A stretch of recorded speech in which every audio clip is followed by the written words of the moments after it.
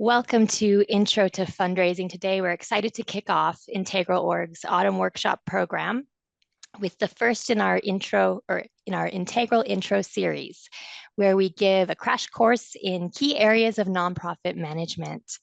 Upcoming workshops in this series will focus on HR, leadership, and risk management, as well as some other topics. But for today, my name's Chelsea. I use she, her pronouns, and I'll be hosting today's session, monitoring the chat, and offering tech support as needed. Today we'll use a Zoom poll, and later on pose a question you can answer in the chat box. If you have any questions and comments yourselves, do leave them in the chat box and we will pepper them in as we see fit. Today, as we are gathering online from many places,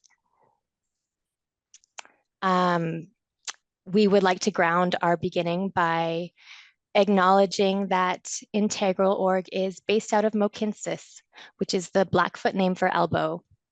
Mohkinstsis refers to the confluence of the Elbow and Bow rivers that run through Treaty 7 territory and is situated in the traditional territory of the Blackfoot Confederacy, which includes the Siksika, Piikani, and Kainai nations, as well as the Stoney Nakoda First Nations consisting of the Chiniki, Bears Paw, and Good Stoney nations, the Tsuut'ina Nation, and finally the Métis Nation of Alberta, Districts 5 and 6.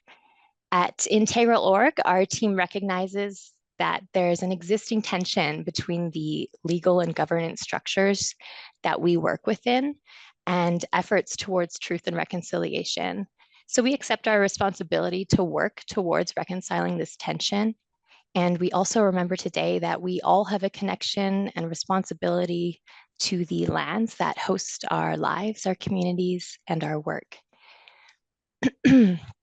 Thank you for that. And with that, let's introduce Derek, our presenter today. I'm very pleased to introduce him, Derek Bechtold. He has a career spanning over 26 years and has had the honor of contributing to myriad nonprofits and charities in a multitude of sectors, including the Marine Museum of the Great Lakes at Kingston, Woods Homes, Can Learn Society, In From the Cold, the Calgary Police Foundation, the Association of the Rehabilitation of the Brain Injured, and the Brenda Strafford Foundation. And these agencies have ranged in budgets from $500,000 to $100 million, and fundraising departments from 7 full-time employees to one-person shops. So over his career, Derek has dabbled in every manner of fund development, from annual giving, major gifts, special events, through to planned giving, and he's very well versed in high-level strategic development, right down to the tactical minutia of fundraising. So please take it away, Derek. Hey, thanks so much, Chelsea. Appreciate it. Good afternoon, everyone. Thank you so much for joining. Really appreciate this. It's really kind of neat because we have sort of, it seems to be a smaller group today. So we can have maybe almost more of a conversation kind of along the way in the chat, or a little more sort of intimate. So that's fantastic. We shall today be delving into the wild and wonderful world that is fundraising. What is that, you say? It is not bake sales. It is not garage sales, okay? It is not you standing out on the street corner, tin cup in hand going, please spare some change, right? Please, I want you to look at that which we are doing, fundraising, as a very, very noble pursuit. Each and every dollar that you raise enables you to accomplish your mission. So that is sort of what we are going to be looking at today. Looking at the overview here, first, what we're going to do is we're going to dive into the fundraising session. We're going to take a quick look at the environment in which we conduct our craft, and then look at some of the trends for the future. In Fundraising 101, we're starting to get into the meat and taters of things. We'll look at the return on investment, ROI, in fundraising. What are some of the best bangs for your buck in terms of fundraising mediums? We'll then headlong into the ask, and that's where we sort of start to roll up our sleeves, really, right? Again, please come at this with the angle of it is a privilege to ask people for money, and I know some people have some trepidations about this. Stewardship, and stewardship is my favorite part of fundraising. Um, just think for yourself, who here has not been thanked for a donation or been thanked in a meaningful way, right? The stewardship component of fundraising, I think, is the most important. And then finally, we'll look at some tools that will enhance your overall fundraising effectiveness and efficiency. And Chelsea, if we could go on to the next slide, please. So, know thy industry. First and foremost, there are some there's a gaggle of myths and misconceptions regarding our industry, and I think it would be it behooves us to sort of burst some of those myths so we can get a better understanding of our sector and the fundraising that takes place in it. So, if we go on to myth number one, huh, as we all know, we do good work in this sector, right? We are all unique and we are all different, right? Wrong. That is not correct. Uh, there are countless charities in the sector that do the very things that you guys do. According to Canada Revenue Agency, there are 170 nonprofit and charitable organizations in Canada. 85,000 of those are actually registered charities.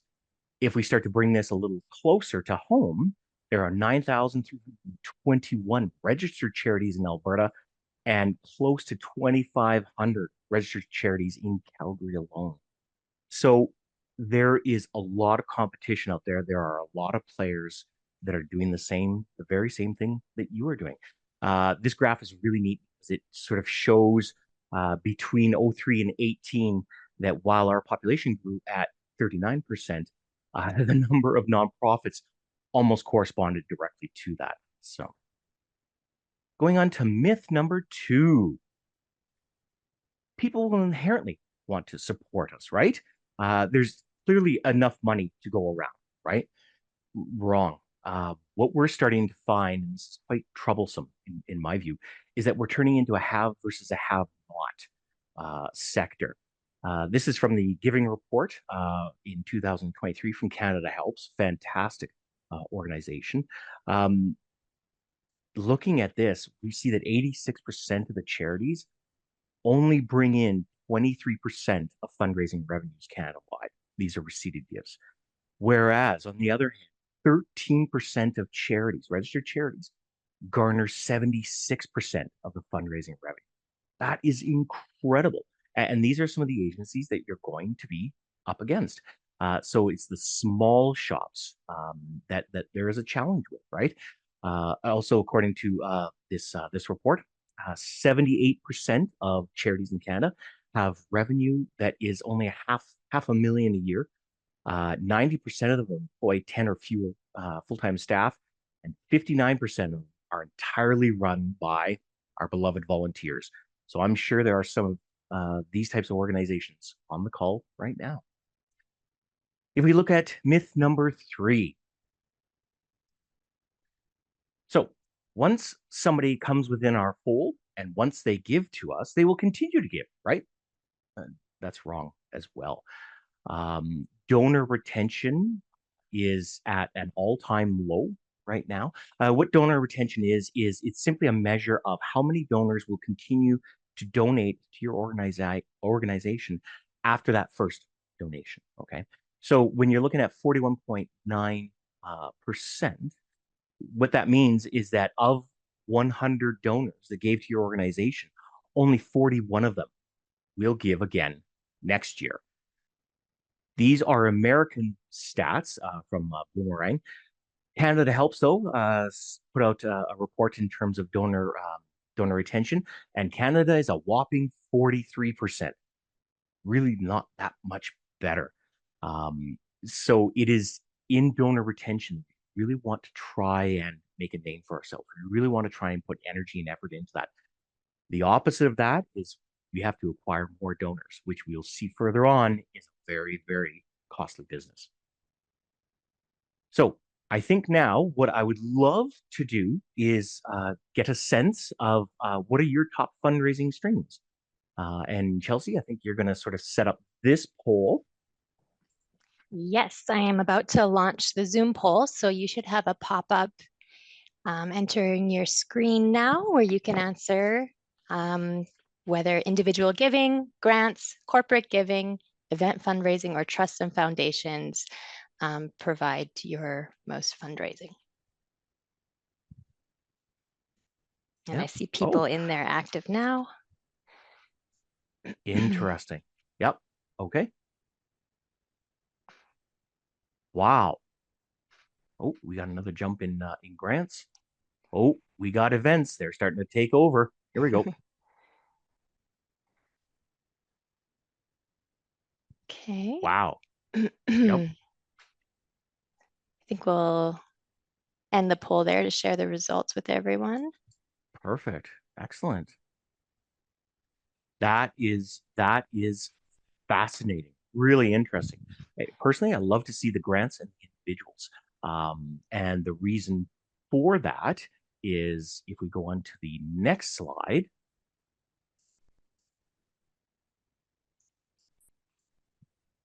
this will now deal with myth number 4. And I often hear this from board members of agencies that I've worked with or I chat with.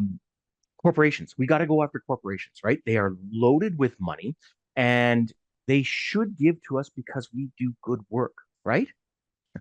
Actually, wrong. This report that came out from Blackbaud. Geez, this I think came out about 2-3 weeks ago. It clearly shows that grants, major gifts, and individuals are by far the top revenue streams in Canada. In fact, they make up 76% of revenue streams. Whereas on the flip side, it is event fundraising and corporate giving that is way, way down that list. So these, please, something to think about as we move through this presentation. And the fifth and final myth. Uh, the younger generation are super engaged, right? They're socially conscious and they love to give, right? And that is how they engage, right? Wrong again. Uh, Clearly, as we can see, it is Canadians 70 years and older that give at twice the level of our younger generation between 18 and 24. And what we're starting to see is that there is really no clear indication that that ratio is going to change anytime soon. Another concerning fact from Canada Helps, they showed that between '07 and 17, tax filers in Canada that made a donation dropped 5% from 24 down to 19. So again, not the best stats that we're sort of working with here. We can go on to the next slide. So I think this sort of paints a picture of a rather sort of challenging landscape that we are working in the fundraising sector. Economic uncertainty, social change, political upheaval, and of course the lasting lingering effects of COVID are certainly creating a difficult environment for us to raise critical funds in. We can go to our next slide. So in my humble opinion, we might as well pack it all in, right? This is all just way too negative for me, and let's just pack this in. There's no hope. Absolutely wrong. I believe that there are numerous tools and strategies that we can adopt, and especially for smaller shops that can help mitigate some of these challenges. Whether it can be more fundraising flexibility, being adaptive, being more respondent to donors' needs in terms of stewardship. All of these, I think, can really play out very, very well for your small fundraising shop. So let us take a look at fundraising in 2024 and beyond. These are some of the things just to bear in mind as we sort of go through and as you start kickstarting fundraising in your shop. AI, Chat GPT, right? It is starting to take off and it is exploding in our sector. Recurring donors and giving flexibility. What this really means is recurring donors are sort of your monthly giving donors. They are very akin to, say, a subscription style of philanthropy. Who here has Amazon Prime, right? Or Apple TV or Netflix? We are in a subscription society. right? And recurring donors, and then also giving flexibility, the choice for the donor to make where and how he would like to give his money are vitally important. Peer-to-peer fundraising as an acquisition tool. This is fantastic, right? We're starting to see more and more uh, that it isn't a necessarily a fundraiser that is out there asking for money, but rather you have a very, very strong advocate, a volunteer, a staff member who are involved in a run, a bike-a-thon, anything like this, that are asking their friends for money. And this is really starting to explode as well. And then finally, and this one is very, very important, continued transparency, ethical conduct, and accountability. What do all of these things equal? They equal trust. Okay. We are starting to see that trust is really at a low level for nonprofits in Canada. All you have to do is say the We charity controversy from a few years back, and people take a mental note. So these are some things that we need to think about as we move through our presentation here. We can go on to the next slide, please. We do have a question in the chat. Not sure if Oh, it's a good time to do it. It's about what's a good example of considering AI in fundraising efforts, especially. outstanding question, Jordan. Thank you so very much. You know what? There's actually going to be a few slides directly on that question. So yes, please bear with me, and we'll get to them. But that is a fantastic question for sure. Um, okay, before we start to look at the who's, the whens, and the hows of the ask, let's take a look at some of our ROIs on fundraising mediums that are out there. Some of this may prove to be a shock. Again, a lot of board members will say, oh my gosh, we just need another golf tournament. Or, oh, we should put on a gala. That's how we're going to raise money. Sure, absolutely. For a well-established gala, it will cost you 25 cents to raise $1. Other people will say, oh, you know what? We need to acquire new donors, right? Can we do a direct mail campaign and direct mail acquisition, brand spanking new donors? We need to involve them and engage them in some of the neat stuff we do. For acquisition via direct mail, you're looking at a 1-to-1 ratio. Not at all good for an ROI. But what we can see here is that major gifts, grant writing, are some of the highest returns on investments you can have. Furthermore, direct mail renewal, take a look at that, right? We're looking at 20 cents again on the dollar. This speaks to donor retention, right? So let's keep these in mind as we progress further. If we can go on to the next slide, please, Chelsea. Who knows the 80-20 rule here, right? The Pareto rule, Pareto principle, beg your pardon. What this simply states is that for many of outcomes, it is 80% of the consequences are derived from 20% of the causes. This used to be the case in fundraising and fundraising shops, where 20% of your donors would bring in 80% of the revenue. This is now switching to 95-5. In other words, 5% of your donors will contribute 95% of your dollars. That is a remarkable number. But what this speaks to is, if you look at on the left side there, that groovy little blue triangle, major donors, right? So if we start to piece all of these things together from the previous slides that we've seen in terms of ROI, in terms of who's giving and how much they're giving and what they're giving to, we can start to see that individuals, major gifts, and grants seem to pack the greatest ROI punch. Okay, let us start to delve into the ask now, right? So who are these people that we can ask? Where are they, and how do I find them? First and foremost, seek engagement and donations from those that are closest to your organization. That no one knows you better than they will. These are board members. These are your volunteers. These are staff members who day in and day out understand, are passionate, and love that which you do, right? And so again, as individuals are the lion's share of fundraising, try to track donors from that core network. At the previous gig I was at Brenda Strafford Foundation, it was a $100 million agency, pretty large, pretty robust. In our golf tournament there, every one of our sponsors were vendors. Why? Because we would spend millions of dollars with every year, right? If you are a small charity in rural Alberta, uh, you have a bank account. Who do you use? Do you use TD? Use RBC? Maybe go to them for a small donation to help you out with your spring fair, right? Try to work with those that are closest to you, and it will yield great results. Looking at the next one in terms of the who, we were speaking of grants earlier, right? Grants are a bit of a funny fish. Uh, you can have grants come up through foundations, through corporations, one of my favorite, service clubs, and also sort of pseudo government. That is sort of some various departments that aren't contracts, but rather through the government of Alberta. So, where can you find some of these places that will distribute grants? There is a whole host of areas that you can look up.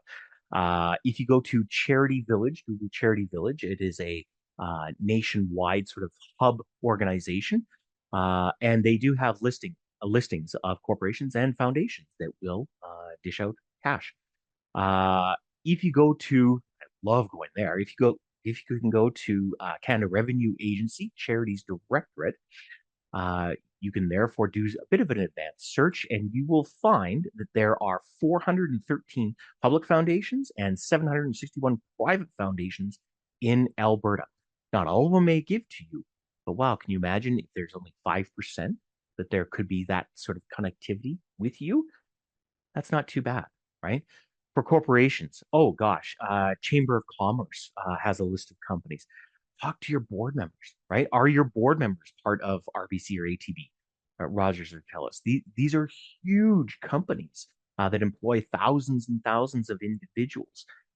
There are countless corporations now that have matching programs or even dollars for doers. That is, they will supply donations to organizations that have one of their employees volunteering at your agency.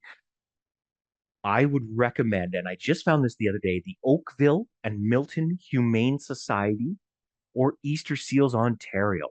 If you go onto their website, they will have actually fulsome lists of corporations that will have matching dollar programs or dollars for doers programs. Also think about corporations in terms of, say, third party events, right? Could a corporation hold a food drive for you, or maybe they could hold a golf tournament and where the proceeds would go to you, right? These are all things that you can start to check into. One area that I often think we do not allocate enough time and energy towards are service clubs. I used to be, way back when, member of Kinsman and Rotary. Um, Rotary's mantra is service above self, right? Their entire mantra of being is to give away money. Certainly check out your various service clubs that are close to you. And finally, I would also stress that, and this is rather kind of a sneaky way of doing it, but take a like agency of yours and go onto their website, check out their annual reports, check out their report to communities. Who gives to them? So, say if you're, a good one, Meow Foundation. Say your Meow Foundation. Certainly check out the Animal Rescue uh, Society in Calgary or Humane Society, right? Go to their annual reports and see who give to them.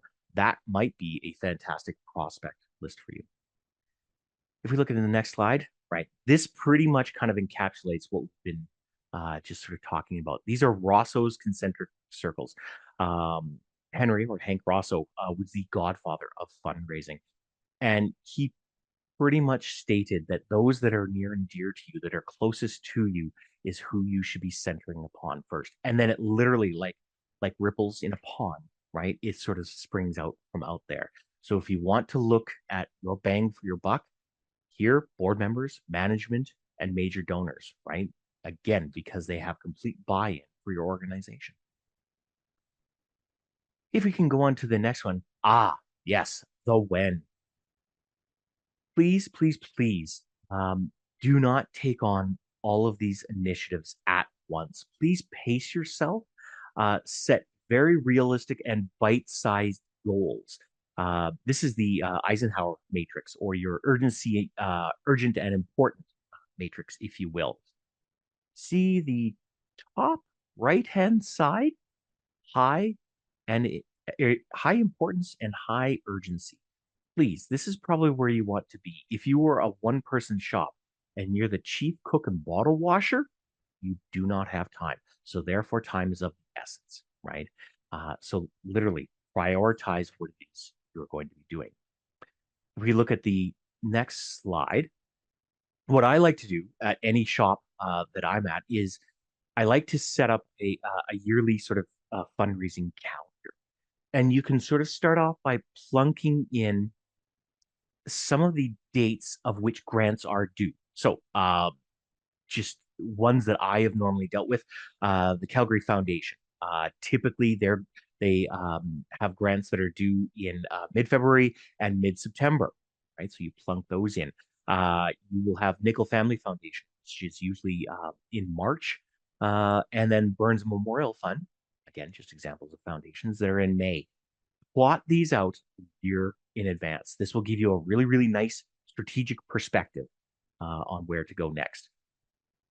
If we look at the next slide, this is then where you start to create a more fulsome fundraising calendar. Build in your contacts and communications with your major gifts. Can you add in an event such as your golf tournament? When will that be? Add in your annual mail out campaign. I would even, and I do this on mine, doesn't show this here. I would also add in when your newsletter will be, right? The other thing I would really advise that you do is build in when our national observances, recognition or initiatives, that type of thing. Um, at Brenda Strafford Foundation, we would always have some sort of campaign or initiative right in and around early part of June, which is National Seniors Week. If you're a literacy organization, Family Literacy Day is always January 27th, right? Earth Day is always April 22nd, right? These are always good dates to leverage, but also to piggyback on because there is ample media coverage and chat on social media and whatnot, and this can help amplify your fundraising campaigns. So we talked about some of the active and intentional fundraising that we can sort of do with grants and this sort of thing. There are also some ongoing passive fundraising initiatives that you could do. Remember, we talked earlier about some of those 2024 trends that we were looking at. This is the flexibility in giving. Ensure that you offer your donors the maximum number of opportunities to contribute to your agency. You may have donors that have an abundance of cars that they want to donate. Fantastic. Or I can, I can remember one grassroots agency I chatted with, and they always put a call out in their newsletter on social media right around the May long weekend, May 2-4 weekend, with Skip the Depot. So they sort of put out to people, hey, if you're going out for the long weekend and partaking in a few beverages, please remember, skip the Depot. Brilliant, right? Absolutely brilliant. The one thing I think is really interesting, and I would ask people to take a look at, is Rafflebox. This is a locally grown organization that can assist charities and nonprofits across Canada, I believe. Might be just no across Canada with holding 50-50 draws. They will take care of the entire back end. They will even help sort of promote it, but you just sort of have to build it in. And this can be a passive fundraising thing that takes place each and every month. If you do go to Rafflebox, check out, this is shocking, check out some of their case studies. They will show some examples of where the Curling Alberta, clearly probably not your bigger agency, was able to raise almost $500,000 in 6 months. The Airdrie Phoenix Swim Club was able to raise 100 grand in 90 days or 3 months. And then this one is awesome. The Kinsman Club of Medicine Hat, through their 50-50 and other sort of draws that they had through Rafflebox, were able to raise 300 grand in 60 days. So there is certainly an opportunity there for your small shop. If we start to look at now the ask, so this is where we sort of started to get into the how. How is it that you should be asking? This is a common, the five R's are sort of a common dictum in fundraising circles, right? Make sure that you ask the right person is asking the right prospect for the right project at the right time for the right amount of money. What this really all comes back to is that any sort of ask or conversation that you may have with a grantor or with a major donor should be intentional and it should be strategic. Please thoroughly research the individual or the corporation or the granting agency and rehearse your ask, what it is that you're going to be asking them for. Check your work, double check your work. Okay. Um, I can remember when I was actually going to visit a major donor, and it was a couple. And in our database, it was we'll say John and Betty Smith. And when I went there and I met with Betty Smith, I made the wonderful misfortune of saying, "Oh, and how was your husband doing?" And of course, we hadn't marked off in our database that Betty Smith's husband had passed away 6 months earlier. That was a very awkward and unfortunate conversation. There was a lot of apologies, authentic apologies that were made. But again, please go in armed with knowledge about your donor. How much are you going to be asking for? How much have they given in the past? What have they given to? Are there specific programs they've given to? And when have they given? These are also really, really important things to sort of take a consideration of. So if we look at on the day, and this can be whether you're actually asking on the day or even just going to meet with the donor and chatting about the opportunity to give to your agency. This is a phrase that we often utilize. It's called "listen the ask." Um, in effect, what we're saying is ensure that the donor speaks more than you do. A great little mantra that I've heard is, "We are born with two ears and one mouth." Please ensure that you continue to use that ratio. Find out from your donor what's important to them. What do they want to achieve with this? What are some of their hopes, their desires, their dreams? What's their legacy in doing this? You will start to therefore understand truly where your donor is coming from, and you can help them. You can literally assist them in achieving their philanthropic dreams. This is, I think, where sorry, small charities, I think, can really, really shine. If you're going in armed in your toolbox with facts, figures, and stats, stories, and emotion, these sorts of things, I find that smaller shops, uh, from the CEO or say a second person, there is a clear line of sight between what it is your agency does, i.e., you may be administering the services to that donor. So you were able to stress firsthand some of these stats and these stories. You are able to convey this emotion directly of what is involved in your agency. And from that angle, don't hold back. So I guess again, this is one of those places I think where small charities can really, really shine. So you have gone through, you've either asked for money or you've gone to pick their brain and see the viability of them contributing to your agency, or you've just gone seeking information. Please, please, please thank them. Just thank them regardless of the outcome.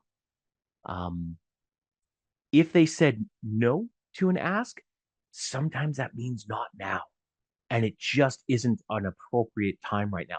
Perhaps there is some sort of crisis in the family, or the donors, going through some upheaval at work, and now is not the right time. So be kind to yourself, right? It may not have been your particular ask, but rather something that is going on in their lives. And see this as a valuable learning experience. And you can I've even asked some donors that I'm very, very close to, and corporations as well. You know, why was I unable to, or why not now? What is sort of the reason? And they've opened up to me. Wow, you know what, Derek, we're really just sort of shifting in our strategic pillars of giving. And so we'll wait and see. Gosh, you know what? If we could have this conversation in a couple months, go in there inoffensive, but rather go in there with a sense of curiosity, right? Find out why this is not a good time. Donors want to help and they want to contribute to you. Finally, if we start to look at now, at say you have received a gift um, at any time during this process, this I think is far and away the most important aspect to any fundraising is the thanking. My personal view is that you can't properly ask for money unless you can thank properly for that money. This also speaks, I think, to donor retention, right? And why donor retention is so low, showing that our sector, we have some challenges. We have some grave challenges with thanking. According to the Association of Fundraising Professionals, or AFP, they always come out every quarter with a fundraising effectiveness report. It's really quite a fascinating read. Yes, I'm a bit of a nerd that way. I apologize. Um, the number one reason why people will stop giving is that they weren't thanked. I have actually given money to organizations just sort of random, just to see how their thank yous pan out. Now, if you have a very sophisticated database, you can sometimes get a tax receipt and that thank you letter immediately. If you do not have a database, and therefore you have to do any sort of thank you or tax receipt or anything like this manually, and it takes some time, or say you have a board member that has to sign tax receipts, it would truly be a welcome thing for your donor to receive just a thank you note via email or just a phone call or something like that, right? Make sure that you thank them. Show the impact of what they're having on the organization. There is often a balance as well. Oh, sorry, Chelsea. There's often I just wanted to say one other thing. There's often a balance as well in terms of how often one should ask.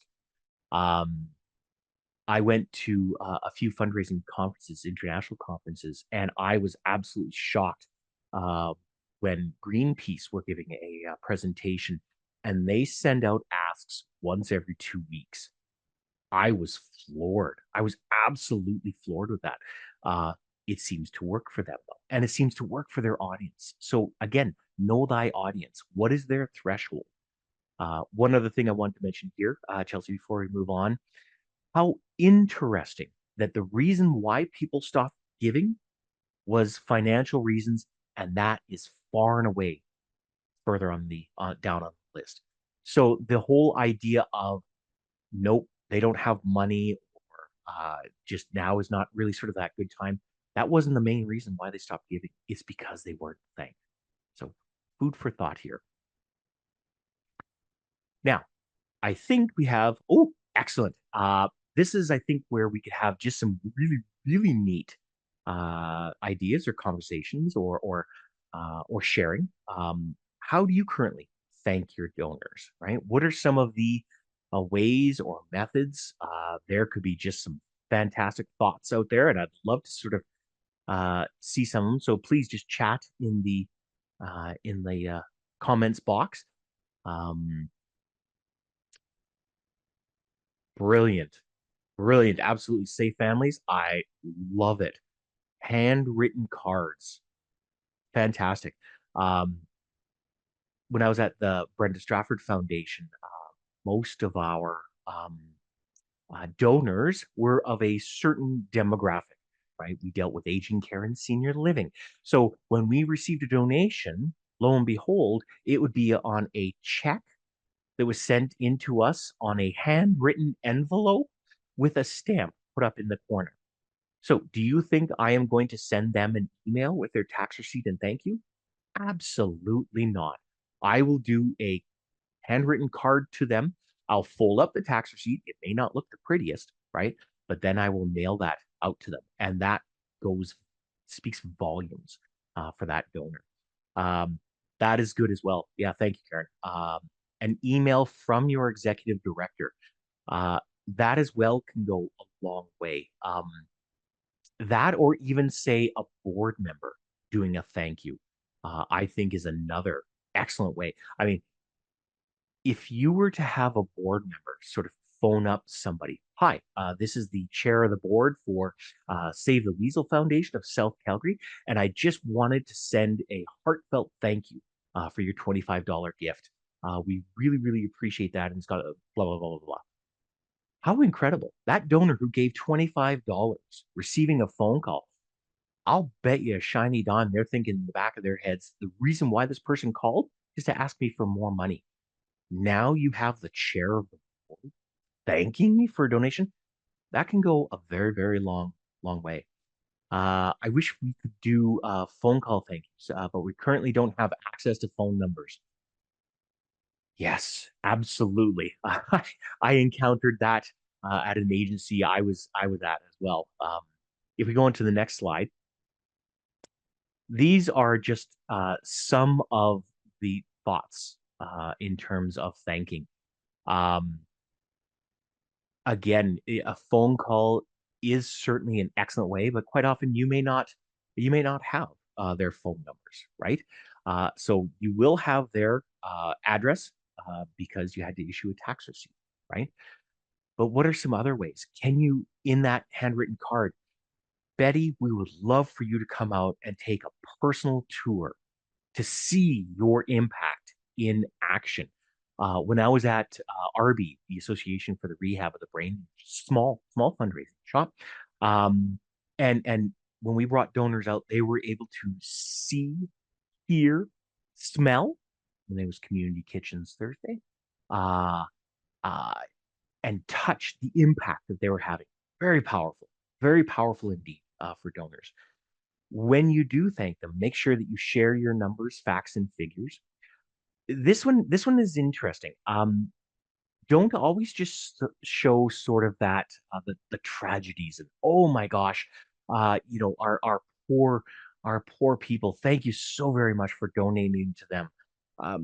No, I think this is where we can get into more of that ethical storytelling, and we don't have to sort of look at some of our clients and those that we serve as downtrodden and oh you are saving them and whatnot, but rather no, show some of the triumphs they have as well, show how they are making incredible gains, maybe on their own or just with a little bit of help, right? And last thing I want to say on here is transparency, ethical conduct, and accountability. This all again speaks to trust. The number of times that you have touch points with them, how many times you show what you're doing with their funds, being accountable and transparent with their money they've given to you.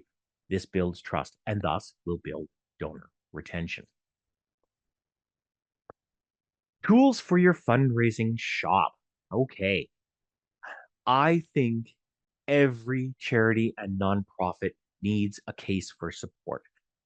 A case for support is ultimately a, a document that will both sort of show your needs, but also the merits of philanthropic support to your organization. I've seen cases for support that are massive, 20, 30 pages. And these are for some very, very large agencies and for capital campaigns. I've also seen brilliant cases of support for that are 2 pagers, right, for a small grassroots agency. Not only will these help your donors get onto the same page and answer and address some of these questions or bullet points that they may have, it will also help galvanize your staff, your volunteers, your board members in terms of what it is we're trying to do. It will focus them on the task at hand. Why? Because your case for support will be purely a mission driven document. It literally puts your dream for your agency onto paper. Another tool that we can use. And this now comes back to Jordan. Thank you very much. Chat GPT. Um, this is its actual sort of definition, and here is the website. Some of you may be very, very familiar with it. Some of you may not be familiar at all. Um, ChatGPT was created by OpenAI in November of 2022, and it has exploded on the scene. There are ample, ample benefits that one can get out of ChatGPT. It is incredibly accessible. It is free, super easy to use. You can utilize this for all of your fundraising elements. It can generate thank you letters. It can generate ask letters. It can generate campaign ideas. It can write speeches. It can do scripts for thank you phone calls. It can even help do grant proposals. Um, one of the things I absolutely love ChatGPT for is on some grants, it will say, please tell us about your entire organization in 150 words or less. I'm Captain Verbose, and I tend to sort of go on and on. So if you have nothing but reams of material, your mission, vision, history, everything about it, plunk it into Chat GPT and say, please, um, refine this down to 150 words. It will do this in seconds. It is shocking what this can do. This also has some big cautions and red flags to it. Please do not add any personally identifiable information or financial details on your organization. If it exists on your website, that is fine. It's public anyway, right? I'm talking about, say, some case management files or information on, say, your donors, personal information, or personal information on your clients. Nay, nay, do not add that in, right? The other thing I think to look at is fact fact check your information. Chat GPT does have a latency period, so it is about say a year behind if you go for the free version. If you have the paid version, that's a little bit different. So make sure that you look through all of the facts that chat will punt out to you. The other thing I would say is that, and this is critically important, ChatGPT is a tool. It is not a silver bullet. It is but the start, and it is a draft. It should never be the final means to anything that you produce. Um, I think it is very telling, and this is a hoot actually. Um, Merriam-Webster always comes out with a word for the year, and 2023, their word for the year was authentic. How apropos, right? So donors are now starting to sniff through and see what is authentic and what may not be. If we can go on to the next slide. So what I was able to do is take a wonderful little shop in Leduc. They have an awesome little senior center there. And see all of these 5 bullet points? I was literally able to plunk those into Chat GPT. And within, I'm going to say 2 seconds, it was able to spit out this ask letter with all of these sort of caveats that I attached to it. Again, remarkable, absolutely shocking. And if you ever use it for the first time, it will literally put you on your heels. It did that for me, but that's because I'm just getting ever so old. This type of stuff scares me. But again, what you see there is but just a first draft. It is not your final copy by any means. It is a great place to start if you have a writer's block, right? So take what is in there and then massage it appropriately. And finally, another tool for your shop would be your CRM or your donor database. Some people will have very, very sophisticated donor databases, such as Blackbaud or Razor's Edge. Salesforce as well is a very, very sophisticated one. Some others may just sort of use Excel spreadsheets. Please, if you can, try and get any kind of donor database within your organization. Not only will it help you in terms of creating your tax receipts in a very effective and efficient manner, and also in a way that is uh, can sort of live up to all the standards for CRA, which is important. But it'll also track all of your donors. It'll track their giving history. It will track how often they give, to what, why, all of these wonderful things so that it can capture that rich history of your donor. You can plunk in there some of their motivations, some of their preferences, right? So that when you are doing your research on your donors, you will see, yes, John passed away, a few months ago. So maybe when talking to Betty Smith, add condolences or chat with her about that first. Maybe even chat with her about sort of the legacy that John and Betty had on your agency, right? There are some wonderful databases out there. Canada Helps. Um, Little Green Light is also a really, really neat database. Um, Thank you very much, Jordan. Absolutely, 100%. At RB, I said to our guy that was sort of in charge of technology and social media and whatnot, I said, uh, find me a database worthy of RB. And so, of course, he went out there digging and rooting around and whatnot. And he said, Derek, Salesforce, even though it is the third largest software company in the world, it has 10 free licenses available to you. Now, caveat is you have to have a fairly high tolerance, risk tolerance in terms of being able to play around with it and meld and whatnot. But if you have people that are very tech savvy, this is the database, no question. If that is not the case, but rather you just sort of need something straight out of the box, certainly you can look through something called Sumac or Donor Perfect, Exceed. These are all through TechSoup. TechSoup is a fantastic little agency. Look them up. It helps with technology sort of literacy Canada wide and can provide great opportunities and deals for your organization.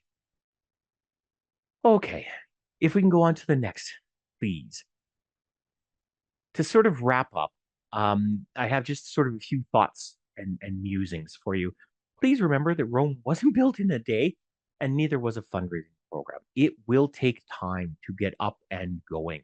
And so be very, very gentle with yourself. Okay. Next one. When you do pick an activity that you are going to adopt a fundraising medium, please measure it. Please utilize pre and post surveys. Please use key performance indicators or KPIs, just so that that special event that you're holding ensure that it is actually raising the dollars that you want it to raise. Because if it is costing you 90 cents to raise $1, maybe don't have it next year, right? So that you can make very informed decisions as you move forward. Next one.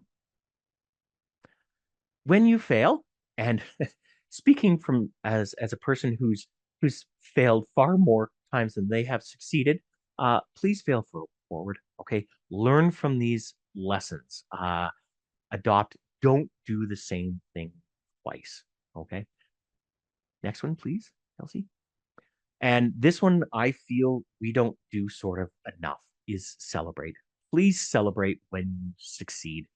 I used to have a little sort of stuffed chewy toy that was in the shape of a donut. And anytime we got a major gift at RB, I would sort of run around with this little annoying stuffed chew toy and squeeze it. People were annoyed, but they knew, okay, Derek is celebrating.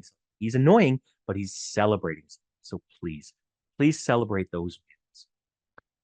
And that, I think, my friends, is what we have. I think we have a couple of minutes for questions. Not sure if there were any that were directly in the chat. Um, oh, yes, just going back in terms of Stewardship. Yes, individually, phone call is the first choice. Cards, emails, over coffee, anything like that. Yes, and this is from a Mr. Tyler Weeb, who is probably one of the best fundraisers we have in the industry. So absolutely, thank you, Tyler. Appreciate that. Um, yeah, were there any other quips or questions or posers or anything like that? Oh, good gravy. Please don't tell me I answered everybody's question. That is impossible. No, it can't be anything at all. If I think before we just sort of wrap up, if you have any sort of lingering questions or you have anything that comes up, say at 2 a.m., which it often does for me, I am on LinkedIn. Please connect with me there and say, Derek, hi, I was part of your great and groovy chat. Please, I had this thought or this idea or this question. I love to kibitz. Just ask Tyler. And so yeah, I'm happy to answer that way if there is any sort of questions. Thanks again, everybody. I really, really appreciate your time. This was actually such a neat, nifty opportunity. So thanks for coming out. Um, yeah, Yeah, thank you, Derek. We really appreciate your wisdom and insights. And thanks everyone for joining and engaging. If you do have time to fill out a short survey, I just dropped that in the chat. We'd appreciate your feedback as it helps us know what topics to offer. And we would love that intel from you. Also, want to flag your attention to an upcoming workshop in November. If you want more on fundraising, if you want to dive deeper into grants, I would like to invite you to join the Life of a Grant workshop. You'll hear more from Derek, and he'll be joined with Sarah Stepa, another funding specialist, and they will talk about grants from two perspectives, that of the fundraiser and that of the funder. So we invite you to join us in November then. And finally, I do want to also say a bit about Integral.org and our wider work. We are also a nonprofit and a charity, and we are a capacity builder. So we do work with nonprofits across the province of Alberta, and we hope to provide you with knowledge and support so that you can best work together to fulfill your organization's missions. We're always happy to chat, so please reach out. We offer free 30-minute online consultations where we can troubleshoot any kind of issues, questions, or concerns you might have with your nonprofit and see how we can support you better. And with that, I say thank you all for joining us and have a lovely day. Take care, everybody. take care. Have a glorious day.